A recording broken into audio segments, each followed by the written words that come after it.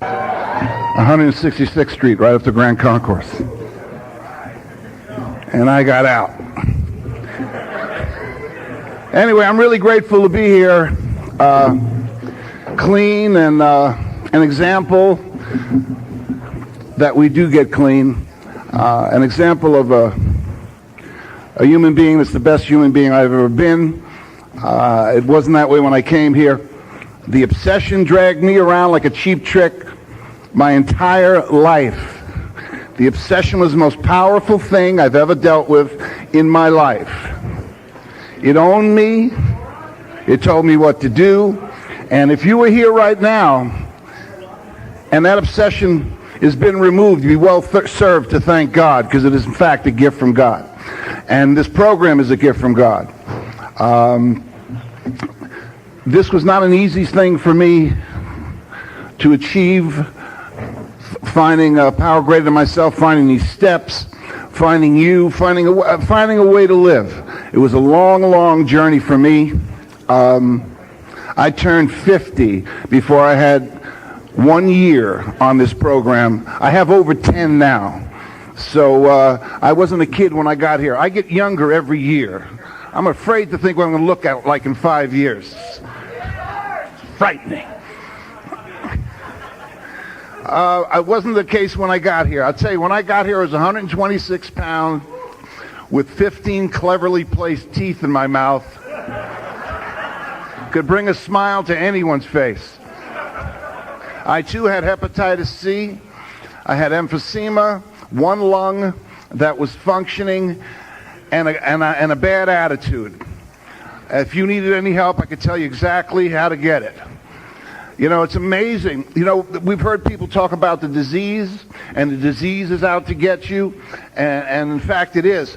But, so it's not so abstract. I'm going to tell you what's out to get you, and where the disease lives, right here. It's not an abstract thing. It's not out there waiting to jump on you and kick your ass. It's in here. It's in your head. So you have a disease that is in your head. And if you don't find a power greater than yourself to fight a very, very powerful part of your brain, this will be a very, very long journey. And that's the difference between this disease and other diseases. Your best thinking is going to fuck you up. You know? If I have a plan, lock me up. Because I had some wonderful, wonderful plans. I'm going to tell you some plans I had. I had a career where I had everything I wanted. I came a long, long, long, long, long way from a one-room place at 1051 Sherman Avenue in the Bronx, where my mother, who was 19, brought up me and my twin sister, and had to put us in an orphanage. Actually, it was a place called Woody Crest. It was in Highbridge. You know where Highbridge is? I lived in this place called Woody Crest. A very abusive place. You know, today you have to have some skills to work with kids. Back then, you just know how to wipe your ass, I guess. You know, because these people had no business with kids. I had a weak eye that went in, so they put glasses on and they blocked out the good eyes so they'd strengthen. You know, my kind of eye was it was very amusing to you. I never got the fucking joke, but I did figure out you were laughing at me. I also had bad feet, so I had braces, and it was very obvious what they were. And I had a blood disorder, so I had boils, and they lanced them, so I was constantly. The only thing I didn't have really was a sign that said "kick my ass," you know. Because like I was a target. So in this orphanage, was a pretty rough place. I was the youngest. I was 8. It went up to 12. So that's a pretty big spread in this group, and the groups went all the way up through high school. And the name, it was called Woody Crest, but their banner was the Home for Friendless Children.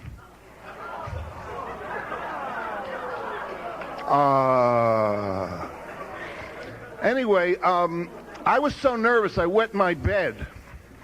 And what they did, because they wanted to help me, they put a sign in me saying I wet my bed and sent me to school with that. So what happens, and by the way, this is stuff, we all have our own cross to bear, but this is stuff that kind of defines who we can be and who we will be unless something intervenes. Something intervenes in some love or tenderness, or maybe they'll kick everyone's ass. Anyway, one day this kid was I was not allowed to drink water at night because I wet my bed. So, I'd go sneak in there with my toothbrush, be sucking that sucker, just drinking that water down. And this kid made fun of me. And what happened? Something happened. I lived in so much fear that it was debilitating. It was very debilitating. And what happened that this guy, because the guy who made fun of me was like the lowest guy in the totem pole in this place, the guy they called Foothead, because he had a head like a fucking foot. This guy was making fun of me. I mean, your world has just ended. So, you know what? It went from fear to anger to rage. And what happened, I learned a lesson that served me well in this place, but not in the real world, and not as a teenager or as an adult. And it left for a long time, and actually reemerged this anger in sobriety and being clean. Excuse me for saying that disgusting word. In my clean time. And what happened was I could tolerate the anger. I could negotiate the rage. I could escalate it, de-escalate it. And for the first time, I had some control over this fear. And I actually became a very dangerous person, because a kid in my situation with a lot of physical maladies was a target. And you were in trouble if you messed with me. I didn't look it, but little by little, Chuck got bigger, And then some wonderful things happened. God gifted this poor child who was lost and just really needing to find something that he did well. So I would sing, I would play ball, and I played ball in the streets, and in the end, I got here to California on a basketball scholarship. I became a world-class athlete. I played with some of the best ball players in the world. I also sang. When I was 15 years old, I went to the Apollo on amateur night. It was a fun night. The woman before me, they threw their stuff at her. I'm 15, my little green sweater. And then the microphone started disappearing into the floor as she tried to redeem herself. Then the Sandman came out with a hook and got rid of her ass. And they said, "You're up." Oh, that's cool. I'm just kidding. I really can't sing at all. Anyway, I went out there and I sang, and I learned something I've also learned through sports and through, again, in Narcotics Anonymous, that music and similarities transcend all differences. And when you come to a meeting of the heart in certain areas, all things move away. And those are things we need to embrace. So people can constantly look at the similarities instead of the differences. And that was a wonderful lesson that night. So anyway, to get back to my plan and my great idea, all I wanted to do was make enough money to live. I came out to California. I played college basketball. I got a record deal the first year in college. I got another one the second year in college, the third year in college.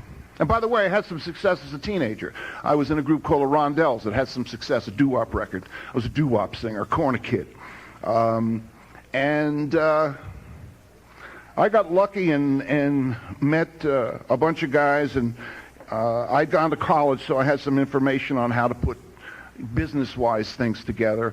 And I took a chance, and the three of us owned this group, and we hired musicians around us, and we didn't get paid for almost 2 years. The band did, but when it hit big. And I took all this information and and this knowledge, and in my best year in '72, made $15 million. And by '91, I was homeless. It's my thinking. Now, I want to tell you, everything is not enough. The band I was with sold 90 million records. We have 15 platinum records.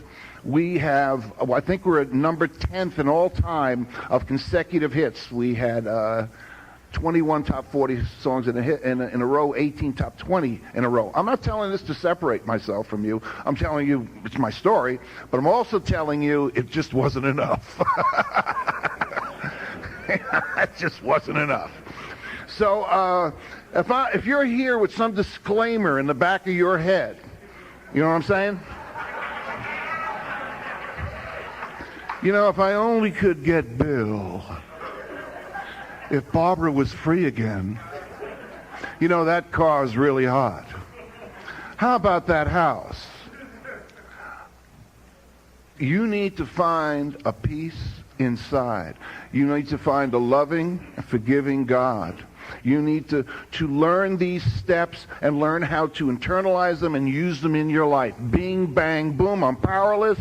I better turn this over to God. I mean, every minute. Learn how to use this so you can walk through life as a lady and a gentleman. Because our thinking is drastic. If you think like I think, it's not you cut me off, oh darn, I'm killing you and your whole family.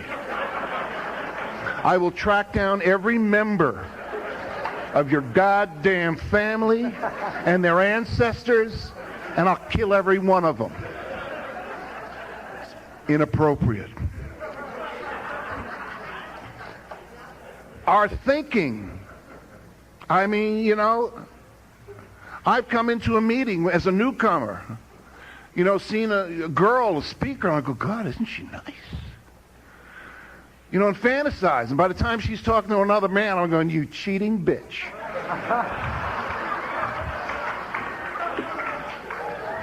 We've never even met.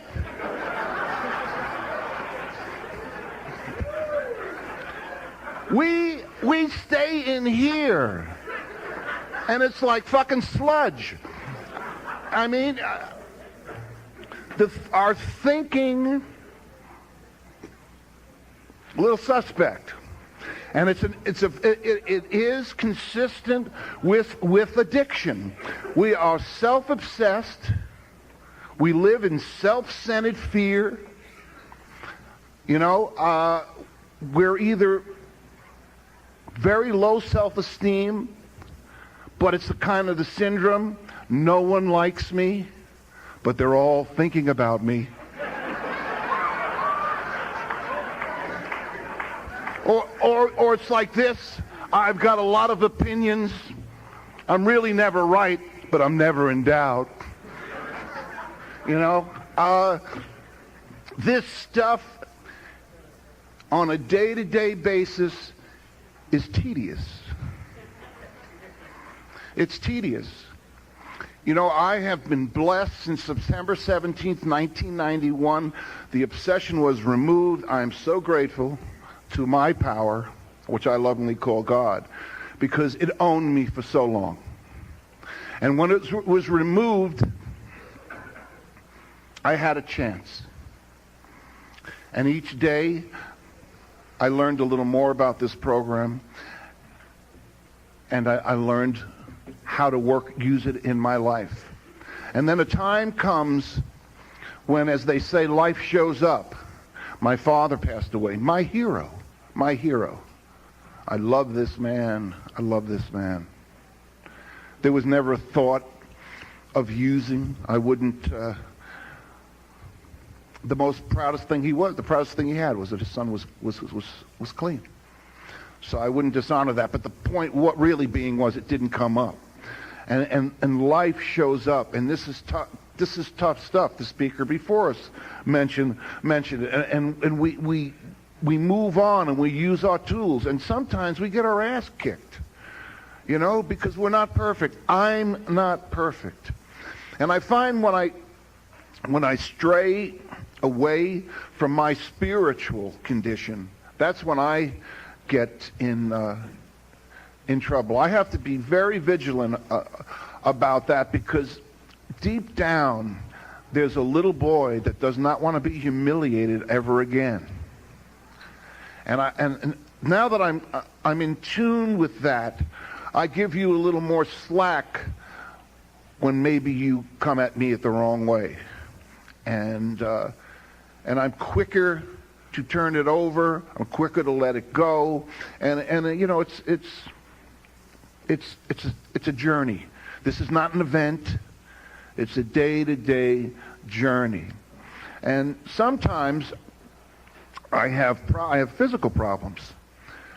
You know, when I knew I was going to speak, I walked over here earlier and got ready, because that jaunt with a little excitement and adrenaline could take my breath away, literally. So I've learned how to live with one lung that's really not working. I've learned how to really be strong, build up my body, and it took a lot. And I learned it through this program: action. And I decided that, as beat up as my body was, I wanted the best quality of life, and I was going to go for it. Right before I got here, and sometimes it comes up in my life, right before I got here, I was in a lockdown mental ward with my buddies. I had some very close friends. Actually, in fact, they were mariachi pigs. Little pigs in mariachi outfits on their little toes. Playing, they could play, they could sing, and could they dance?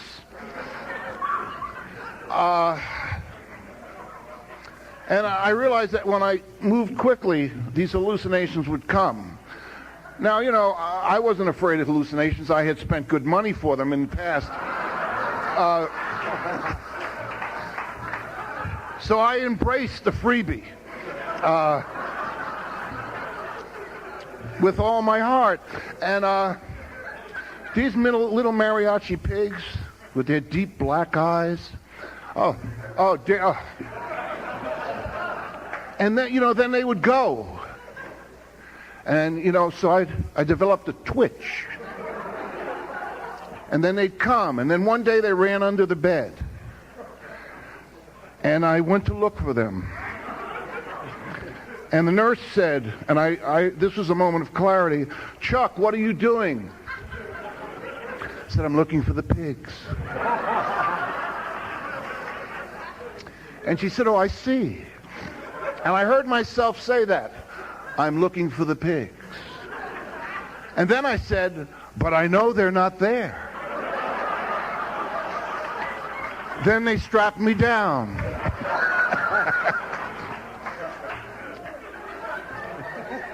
Now I want to let you know I was out of my mind. And I found the little nail clipper. We weren't supposed to have any stuff like that. Just lethal weapons for people like me.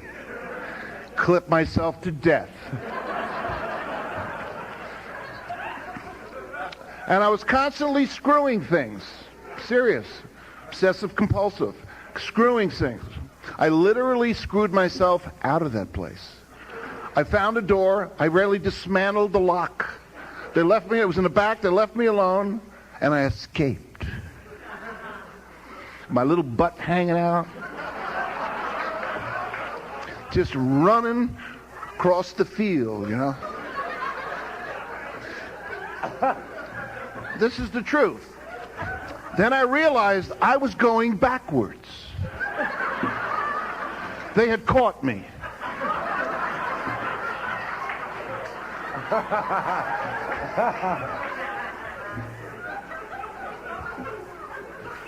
Out of my mind. Now this is the part I remember.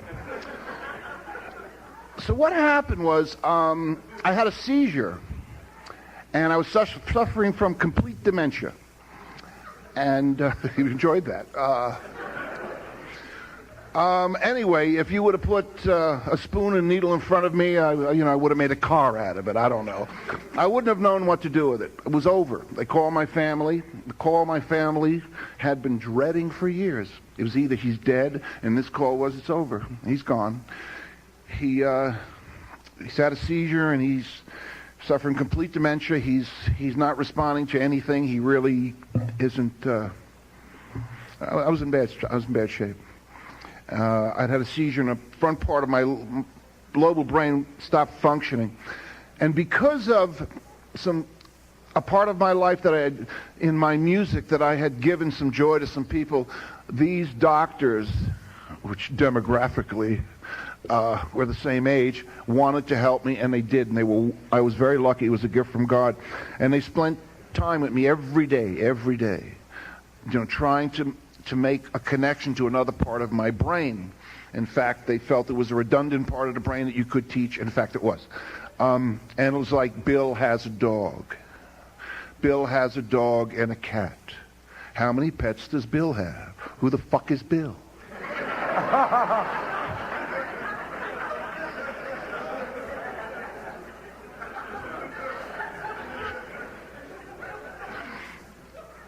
Bill. Anyway, I'm digressing. It's really very painful to know you're dumb as a frog. That you're smart enough to know you're stupid. But these people stuck with me, and they rebuilt a human being. My brain. And from time to time, when I'm tired, I do have problems making the connections. I mean, there's a lot of records here. I mean, I have my own. We all have it. And the wonderful gift for me is I accept it. I accept it.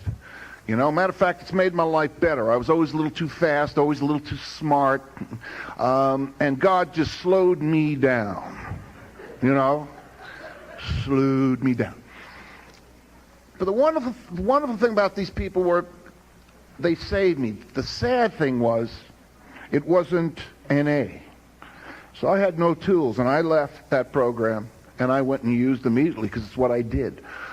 Within 2 weeks, I was starting to stutter, and the connections were breaking, and I was falling apart, and some wonderful people came and saved me, and they put me in Cry Help. And I stayed there the better part of a year, and slowly in my life, a human being was built through the 12 steps of Narcotics Anonymous and the fellowship. A broken 50-year-old man who had no reason to get clean.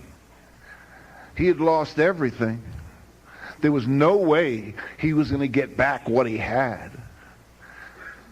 I mean, I used to fly around. I had my own jet. I used to fly around to see Muhammad Ali fight, some of his greatest fights. I ended up homeless, as I said. Everything is not enough. We are pigs. Well, I'm a pig. Matter of fact, I used to think, gee, if you just weren't such a pig. You're such a pig. That's my family used to call me the pig. Oh, interesting thing. It took 3 years for my mother to talk to me, and I flew to see her after I had 3 years, and we talked. I spent a couple of weeks with her, and it's just very obvious I was clean and I had a new life. And we sat down and talked, and I said, Mom, how did you just cut me out of your life like that? Because I had some issues. She had dumped me once before as a kid, and I wondered, why why wasn't she there when I needed her help? And her issue was that I lied. And she said, you lied. And she said, one day you were lying in my face, and I said, son, you're lying in my face. And I said, yeah. And she said, and you said, yeah, but hear me out.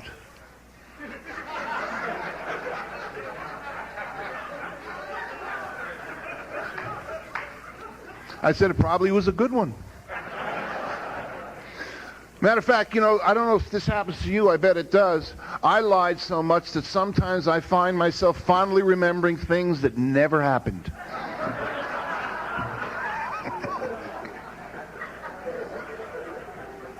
And I hope I'm alone when I do it, because, when you start talking to someone and it was there, they go, it didn't happen. Well, this program has given me my life. The fellowship has given me friends. And the willingness to be one among many. Today I got to spend the better part of the morning with my son, who is in an impact. We thought we had lost him. This disease really hits home when it's your son or daughter. My son is doing great, thank God. 6 months ago, not even 6 months ago, my daughter OD'd on methadone, and my granddaughter found her bleeding from every orifice, just hemorrhaging, and she was in a coma, and she made it. So this disease moves on, and in a sense, it's probably genetically transferred. I know they got to see the worst that this disease could give to someone, so I don't think they'd make that choice. Well, I just saw my father go from a millionaire to homeless. I think I'll do that too. So this stuff is powerful stuff. You guys are free, man. You guys are free. I'm free at this moment. If there's someone here and it's something I've said, or wherever if you're in a bad place and you're going, fuck him. Up there, I should be up here.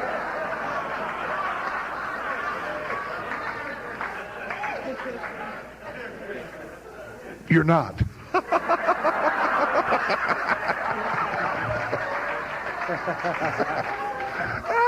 I'm so bad.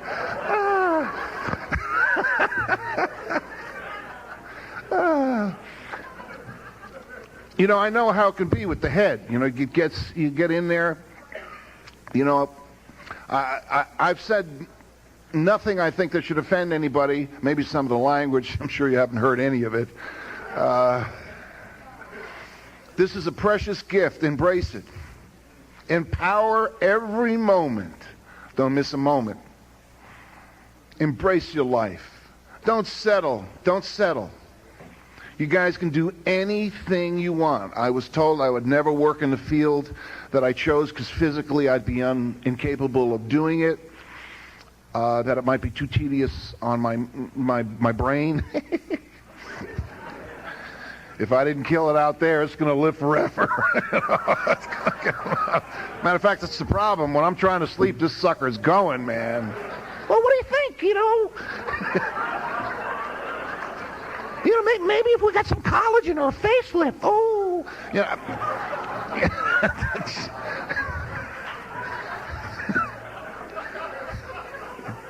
I'm going to be 60 in a couple of months. So, I'm dealing with all these teenage issues. Because I use my whole life. I'm actually 16. Every once in a while I pass a mirror and I go, who the hell is that old fuck?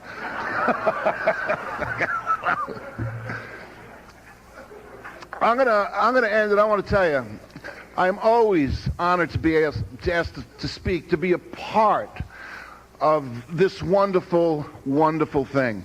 Cry Help, in fact, saved my life. I was an angry, bitter man who blamed everyone for all his loss, for taking his money and stealing from him. And they turned that hate into acceptance and love. They taught me that every minute of my clean time was worth more than anything I'd ever achieved and that today was the gift. Today was the gift. To miss today would be the biggest crime. That, in fact, today is all we have. If you are missing this moment, you are missing your life. If you don't embrace getting up, doing stuff, you're missing your life. Because we tend to live in the past or look to tomorrow, man. It's happening right now. This is it. This is it. Anyway, I want to thank the speaker before me. I really enjoyed you. And I can't believe anyone ever called you names. You're quite attractive.